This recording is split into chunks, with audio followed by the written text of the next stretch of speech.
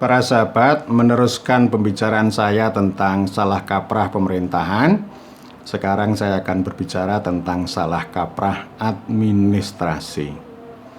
Pemerintahan pasti mengandung administrasi, tetapi pemerintahan bukan sekedar administrasi. Pemerintahan tidak bisa disederhanakan menjadi administrasi. Woodrow Wilson, ini Bapak Administrasi Publik Amerika, yang kemudian menjadi Presiden Amerika pada masa Perang Dunia Pertama, pernah berujar begini, bahwa administrasi itu ibarat menggunakan pisau untuk membunuh orang secara efektif. Jadi targetnya membunuh, efektivitas. Dengan kata lain, bahwa politik itu soal pertanyaan mengapa membunuh orang itu. Ini soal kehendak. Ya, dan administrasi itu menjalankan perintah atau kehendak itu supaya efektif. Tentu ini tidak bisa lepas. Pemerintah tidak bisa lepas dari administrasi.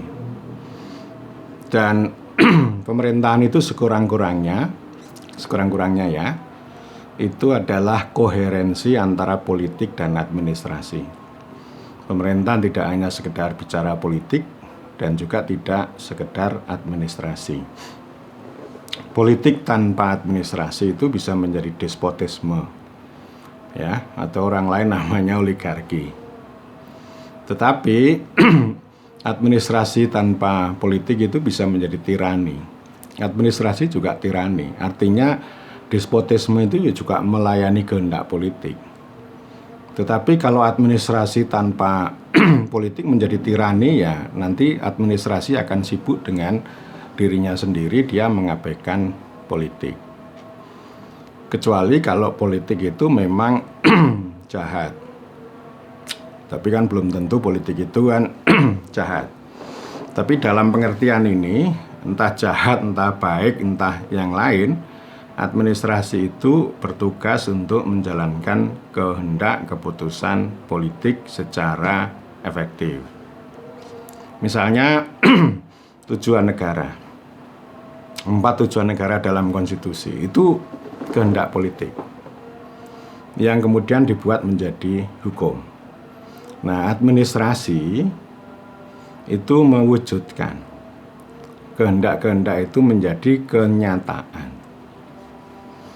Pada sisi lain, politik tanpa administrasi itu lumpuh, nggak bisa jalan. Nanti jadi demagog, hanya omong besar. Tetapi sebaliknya, administrasi tanpa politik itu buta dan dungu, jadi double nih. Jadi nggak mengabaikan politik. Dan memang antara politik dan administrasi ini dalam dunia studi, baik ilmu politik maupun administrasi publik, memang jadi rame. Kalau ilmu politik sih nggak peduli, dia nggak peduli administrasi dia.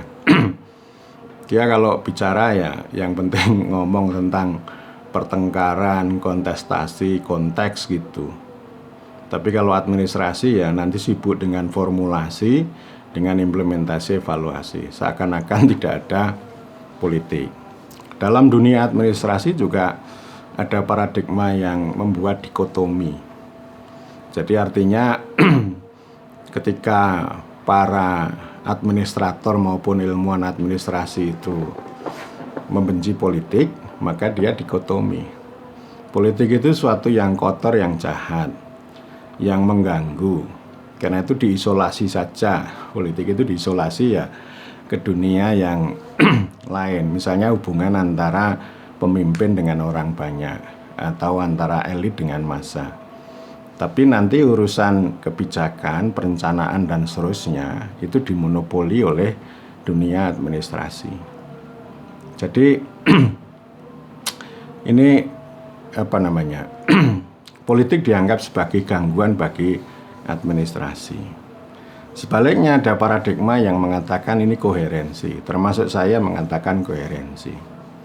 Jadi supaya ini tadi tidak ada jebakan baik itu jebakan despotisme, jebakan tirani, jebakan kelumpuhan, jebakan kedunguan. Tapi kalau yang selama ini ya dalam praktek itu ya antara ini ya tarik ulur.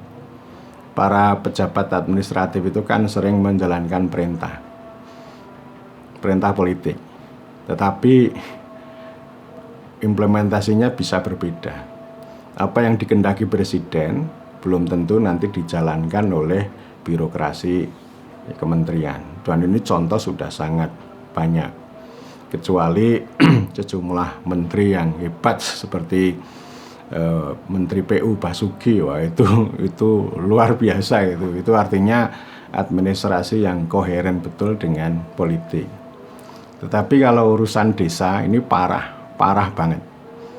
Jadi misalnya presiden mengatakan daya ungkit ekonomi desa, lalu ruralisasi, lalu birokrasi kementerian bicaranya SDGs desa. Nah, ini nggak nyambung namanya ya. Nah, ini nanti yang SDGs desa itu luar biasa, berbuih-buih ya. Nggak ada hubungannya dengan apa yang menjadi kehendak politik presiden.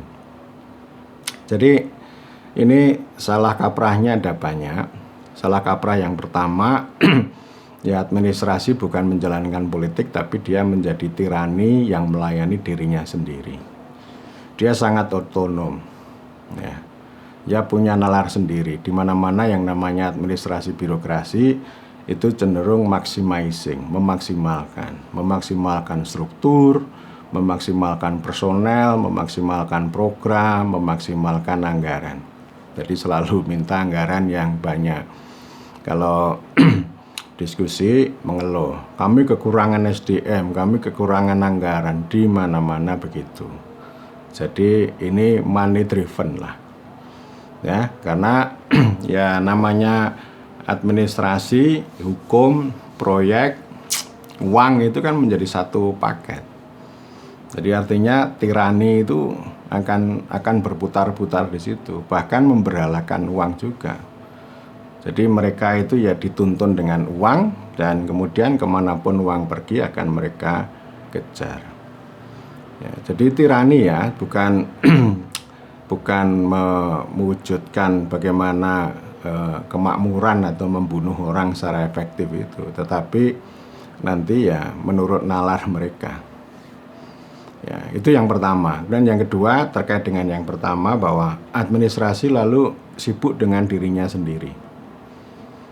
Ya, jadi menggunakan nalar sendiri. Misalnya konsep tentang kinerja, kompetensi. Ya, kalau ngomong kinerja itu luar biasa, efisiensi, efektivitas itu. Yang itu sering terpisah dari prinsip legitimasi.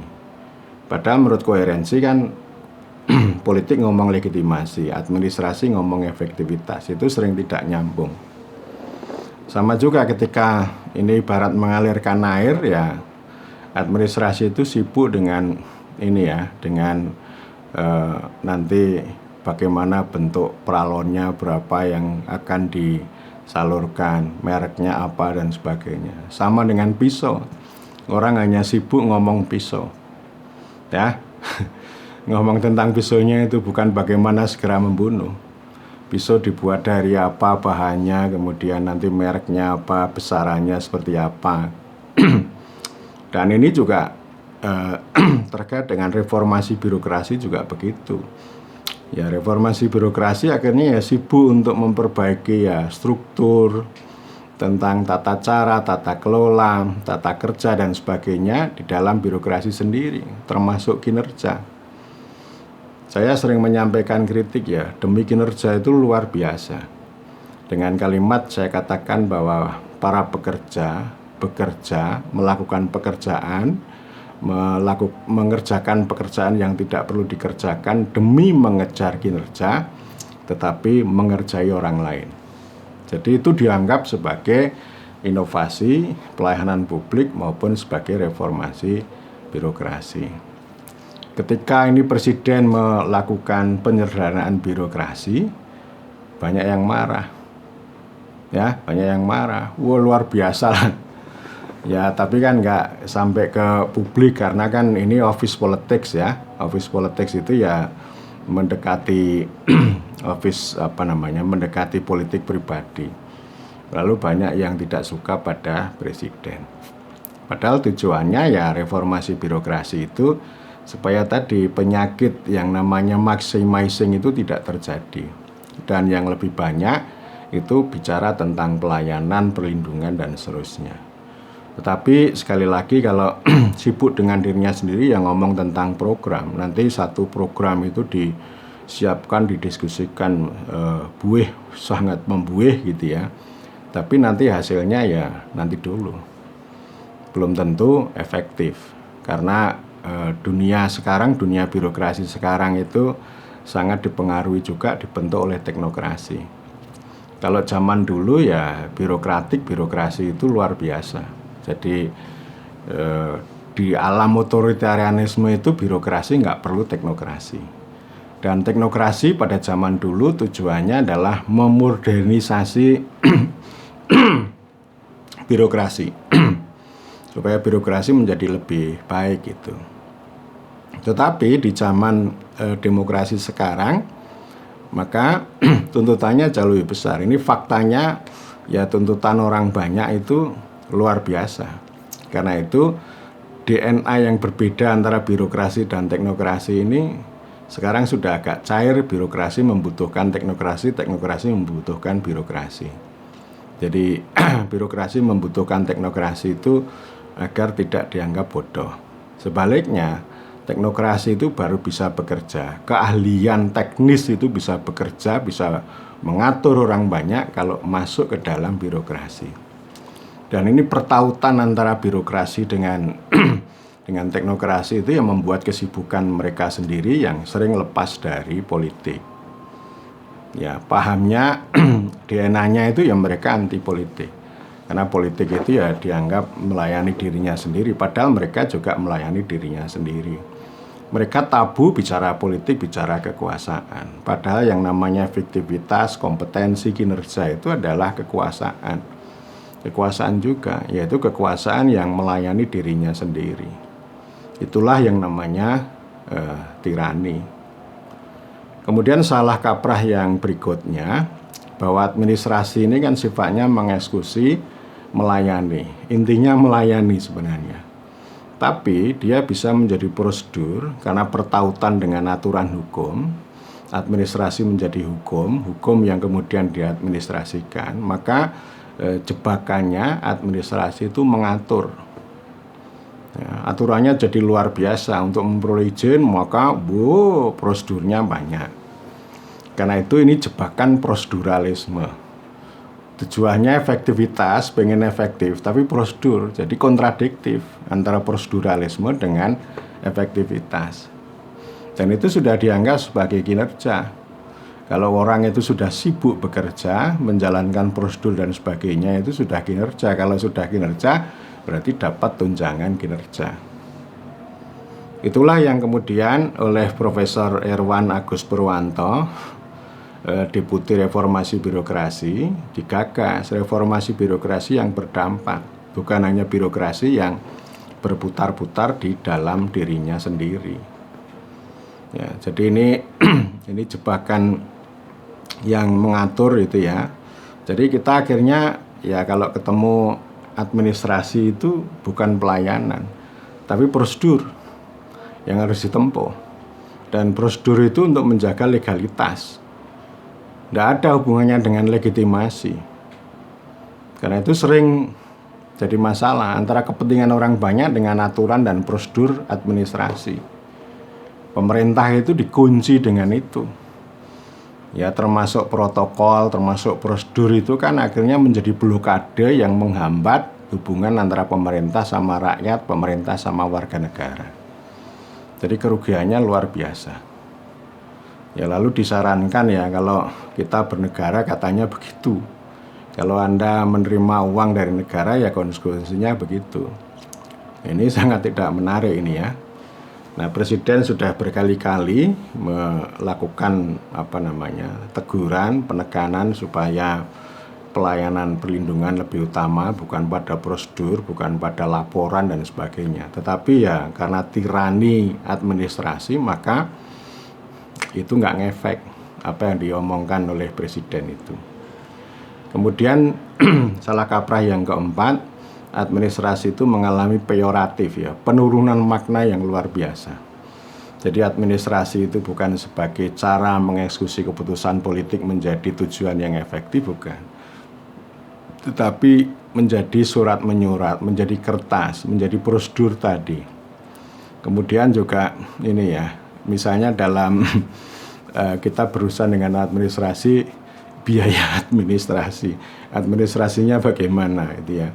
Jadi pungli itu sering disebut sebagai biaya administrasi. Dan dulu kita sering ejek-mengejek ya, kalau lulusan administrasi negara nanti profesinya menjadi kepala TU yang urusan dengan tata usaha dan sebagainya ya. Ya memang kita butuh surat semacam itu, butuh. Tapi artinya tapi bukan berarti bahwa administrasi itu disederhanakan menjadi tata usaha, menjadi kegiatan surat menyurat yang kehilangan hakiki, terpisah dari kehendak politik, terpisah dari tujuan efektivitas untuk kepentingan orang banyak.